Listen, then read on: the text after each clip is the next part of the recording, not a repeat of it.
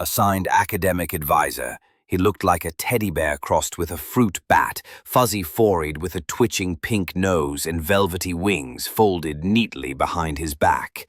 Unlike Administrator Plex, he wasn't wearing a personal shield, but he did maintain a suspiciously tight grip on his desk, which she strongly suspected doubled as a retractable barrier. "Now then," Mr. Theor began, flipping through a digital overlay of her Earth transcript using a pair of specialized magnification goggles. "Your academic record is respectable." "Thanks," Mika said, leaning forward with a hopeful smile.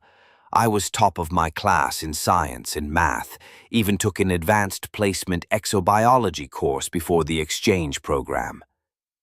Yes, very commendable." But his tone didn't match his words. His nose twitched faster. "However, you must understand.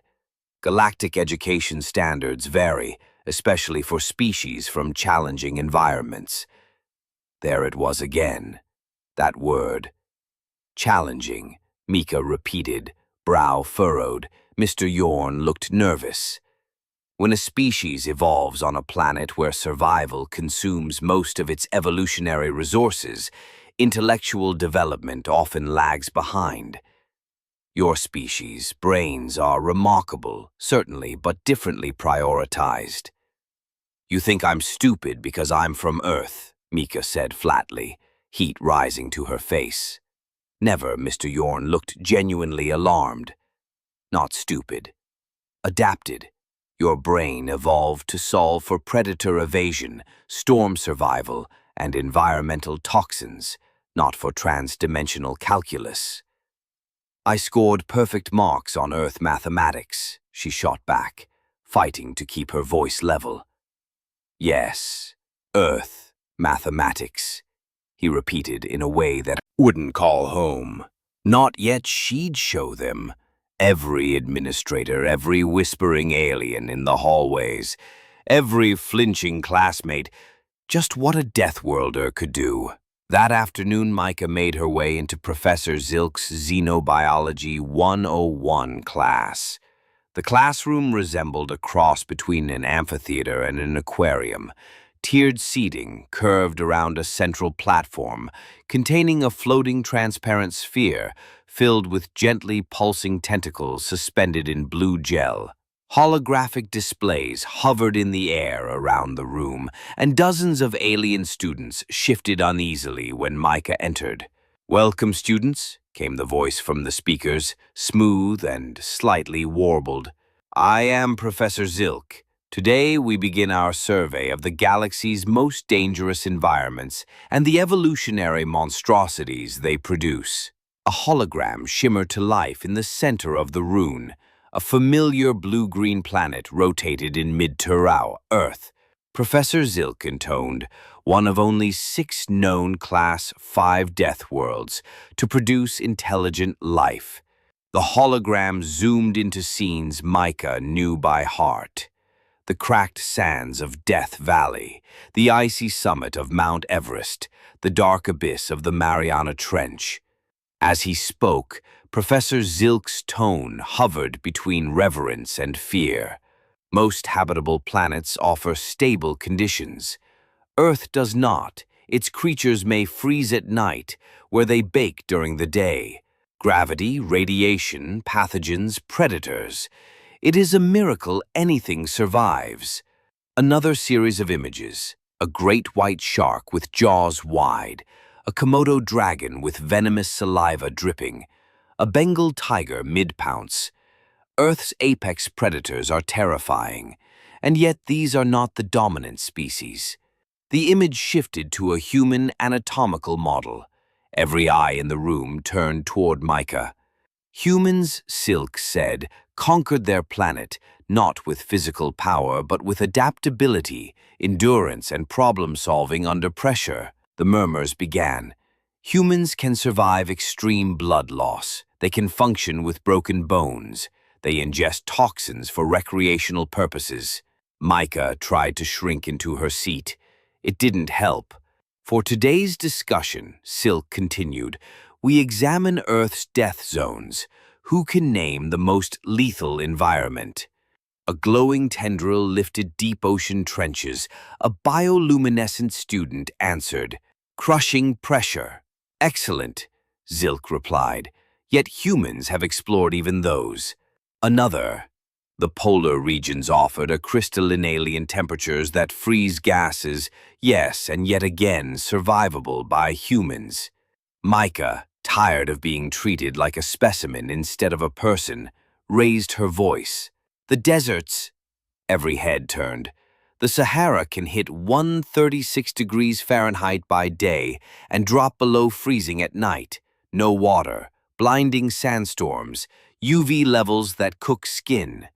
But my family hikes through the Sonoran Desert. Swimming in oceans, you immerse yourselves in toxic liquid, and camping in thunderstorms, you sleep in conductive fabric during atmospheric electrical discharges, and even her mother's chili, you ingest capsaicin for pleasure. By the end of the lecture, 3 more students had fainted. Zilk had checked his containment seal a dozen times, and Mika had reached a strange kind of fame. Whispers followed her now, Deathworlder. Nightmare world, no exoskeleton. At lunch, she sat alone at a corner table, spooning flavorless paste from a bowl designed to meet multi-species oxygen breather nutritional quotas. Then came a voice. Is it true you can regrow your limbs? Mika looked up, startled. A small, furry alien stood beside her tray, eyes huge, round, and sincere. He looked like a stretched-out hamster with owl-like vision. No, Nika said, surprised to be addressed directly. That's not a human thing.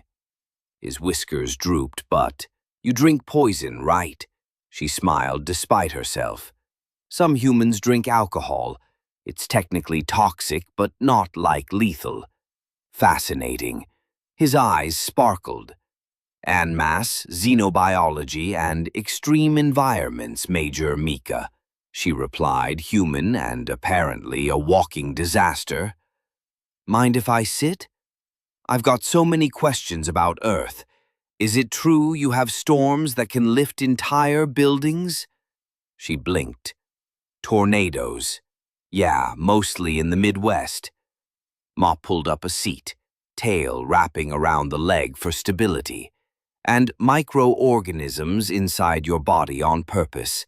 Our microbiome, Mika nodded. Billions of them. Helps digestion, immune support. Unbelievable. Ma's face lit up. Most species consider that a catastrophic infection. They talked through the entire meal. Ma asked about thunderstorms, sunburn, altitude sickness. Mika, used to having her stories dismissed as mundane, now had an audience that found them extraordinary.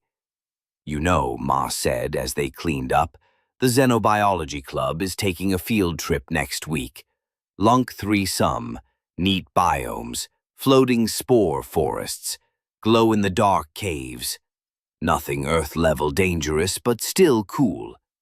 Sounds amazing, Mika said, brightening. But do you think they'll let me go? Ma grinned. Are you kidding? Professor Zilk's the chaperone? He's been talking about you for days. Who wouldn't want a Deathworlder along on a dangerous trip? She wasn't entirely sure he was joking, but for the first time since her arrival, someone didn't just tolerate her. They wanted her around. Count me in. It wasn't the toxins or teeth or temperature swings that made Earth terrifying. It was the girl who had mastered all of them and still came out kind. The research vessel was compact and no nonsense, outfitted with enough safety protocols to withstand the vacuum of space, or at least a very bad field trip. Mika stood in the boarding line with 12 other students trying to ignore the 2 armed security officers positioned near the hatch. One of them kept glancing at her, with a hand hovering over a stun baton. Maz bounced beside her, eyes owl light with excitement. They've mapped out most of the spore forests and upper caves, But the bioluminescent zones are still partially undocumented, Zilk said. This could be an actual publishable study. Sounds incredible, Nico replied. And it did. The alien world stretched out below them in purples, oranges, and metallic greens, vibrant, foreign, alive. As they lifted off, Mika caught murmurs behind her. Why'd they bring the human? Probably wants to see how it reacts to exposure. They use fungi as drugs, right?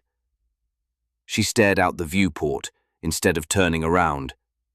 The academy shrank below them, a tiny polished scar in the wilderness of Lunks 3. Don't mind them, Mal whispered, sensing her unease. They're just nervous. You're not like the crawl or anything. Mika raised an eyebrow. Who are the crawl? Another Class 5 species eat enemy brainstems to absorb knowledge. That's the rumor anyway. That's horrifying. Ma nodded gravely. That's why nobody wants to share labs with them. You're not like that, right? No, humans don't eat sentient. She lowered her voice. We definitely don't eat anyone's brain. She strategically did not mention Earth's rare but real cannibalistic history. Some things were best left out of interstellar diplomacy. Lunks 3 was stunning. The floating spore forests drifted like enormous lavender dandelions, wafting spores that shimmered in sunlight. Tiny manta-ray-like creatures flitted between them in complex, elegant loops.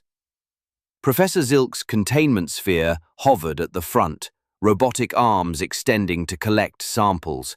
These spores form complex chemical communication networks, a perfect model for decentralized